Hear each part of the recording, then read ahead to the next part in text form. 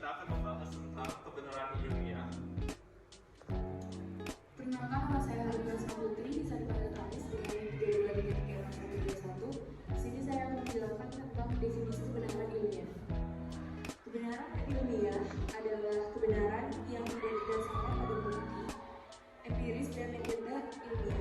Kebenaran ini dapat berasal dari berbagai sumber, seperti agama, tradisi, budaya, atau pengalaman pribadi. Contohnya, pernyataan "hantu itu nyata" adalah kebenaran non ilmiah karena tidak dapat dibuktikan secara ilmiah.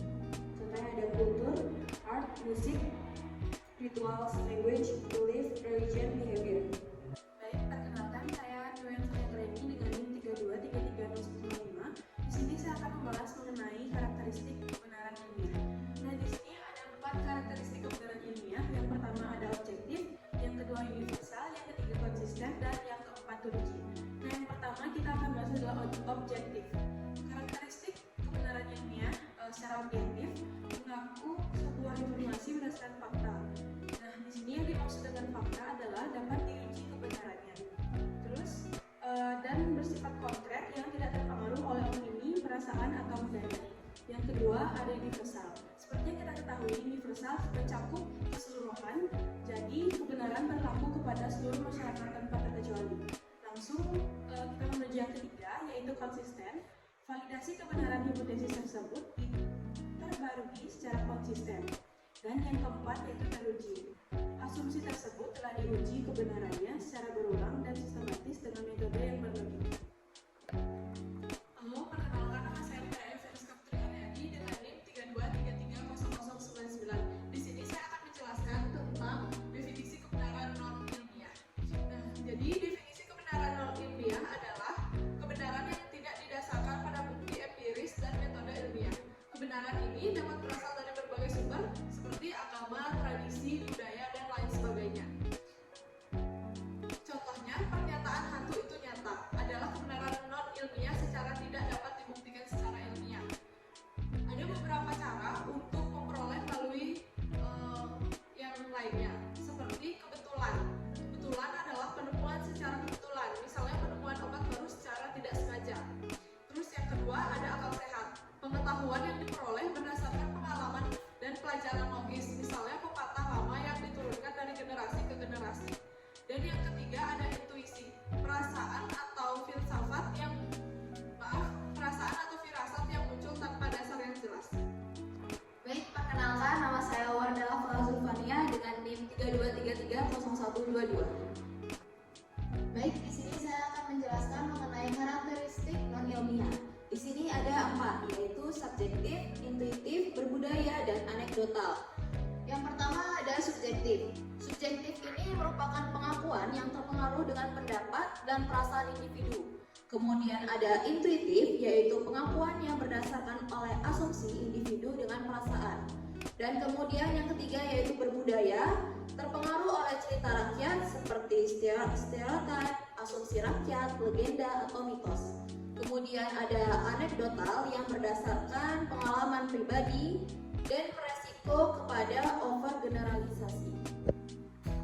Perkenalkan, nama saya Nabila Zara dengan NIM 32330138. Di sini saya akan menjelaskan pentingnya kebenaran. Dalam filsafat komunikasi, kepercayaan memiliki makna yang sangat penting karena merupakan dasar dari hubungan yang kuat dan efektif antara komunikator. Tanpa kepercayaan, pesan-pesan yang disampaikan mungkin tidak akan dipercayai atau dipahami dengan baik oleh penerima, sehingga menghambat bentuknya pemahaman yang mendalam dan interaksi yang produktif. Kepercayaan juga menciptakan lingkungan di mana komunikator merasa aman untuk berbagi ide, emosi, dan informasi secara terbuka. Baik, perkenalkan, nama saya Putunla Adelia dengan NIM 32330151. Di sini saya akan menjelaskan mengenai nilai fundamental dalam filsafat komunikasi. Yang pertama yaitu pencarian kebenaran. Filsafat komunikasi menekankan pentingnya pencarian kebenaran sebagai tujuan tertinggi dalam komunikasi. Ini melibatkan upaya untuk mencari pemahaman yang akurat tentang realitas, ide, atau fenomena yang akan dibahas. Dan yang kedua yaitu pembentukan pengetahuan. Komunikasi dianggap sebagai alat untuk membangun pengetahuan dan memperluas pengetahuan kita terhadap dunia. Kebenaran dianggap sebagai dasar dari pengetahuan yang valid dan relevan. Yang ketiga yaitu dialog dan diskusi.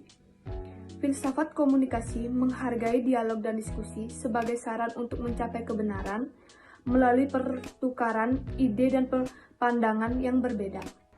Perkenalkan, nama saya Rala Caroline dengan NIM 323301161. Selanjutnya saya akan menjelaskan mengenai tentang nilai fundamental dalam filsafat komunikasi. Yang kedua, ada kritikalitas di mana mengacu pada kemampuan individu secara kritis menganalisis, mengevaluasi dan memahami informasi yang diterima baik dari pesan-pesan media, komunikasi interpersonal maupun komunikasi massal. Kemudian aspek-aspeknya itu yang pertama ada kemampuan analisis, di mana untuk menganalisis pesan itu yang diterima dari berbagai sumber komunikasi seperti media, teks, dan komunikasi interpersonal. Kemudian ada kemampuan evaluasi, di mana ini tuh bertujuan untuk mengevaluasi kebenaran, keakuratan, relevansi, serta yang ketiga ada kemampuan pemahaman, di mana melibatkan kemampuan memahami konteks, tujuan, serta pesan tersembunyi di balik komunikasi yang diterima. Kemudian yang kedua ada pluralitas ide, di mana merupakan pengakuan akan adanya berbagai pandangan, nilai, dan perspektif yang berbeda dalam proses komunikasi. Ini merupakan aspek penting dalam membangun masyarakat yang inklusif, beragam, dan toleran, sehingga memungkinkan individu untuk merangkul perbedaan. Yang ketiga ada etika komunikasi, di mana kejujuran prinsip ini menekankan pentingnya berbicara dengan jujur dan tidak menyesatkan orang lain. Di mana praktek etika komunikasi ini juga penting untuk memastikan antar individu bisa berkomunikasi dengan sehat, saling mengerti dan produktif antar individu serta kelompok dalam masyarakat. Perkenalkan, nama saya Kucian Kacatur Kamarni dengan NIM 323301188. Di sini saya akan menjelaskan tentang praktek ilmiah. Yang pertama yaitu pengamatan, melakukan observasi secara sistematis terhadap fenomena alam atau objek yang diamati. Yang kedua yaitu percobaan, merancang dan melakukan eksperimen untuk menguji kebenaran hipnotis atau asumsi. Yang ketiga ada pengukuran, menggunakan alat-alat yang sesuai untuk mengukur dan merekam data secara akurat. Perkenalkan, nama saya Syainulisha Yusuda dengan NIM 323301149. Di sini saya akan menjelaskan praktik ilmiah yang kedua, yaitu ada analisis data, reproduksi, dan publikasi. Analisis data sendiri ialah mengolah data yang diperoleh dari percobaan atau pengamatan untuk menarik kesimpulan. Lalu reproduksi, mencoba untuk mengulangi percobaan atau penelitian yang dilakukan oleh orang lain untuk memastikan kevalidan hasil. Lalu publikasi, mendokumentasikan dan mempublikasikan hasil penelitian agar dapat diakses dan diverifikasi oleh komunitas ilmiah lainnya. Baik, jadi di sini saya akan menjelaskan tentang hubungan antara kebenaran ilmiah dengan retorika. Jadi dengan retorika pada dasarnya retorika itu adalah ilmu yang mempelajari proses persuasi pikiran dan perasaan untuk mempengaruhi tindakan, perilaku, dan tanggapan individu atau masyarakat terhadap sesuatu. Jadi dengan retorika itu memiliki tiga perangkat, yaitu ethos, pathos, dan logos. Jadi dengan ethos itu adalah ethos menggunakan dukungan oleh individu yang memiliki otoritas dan kredibilitas.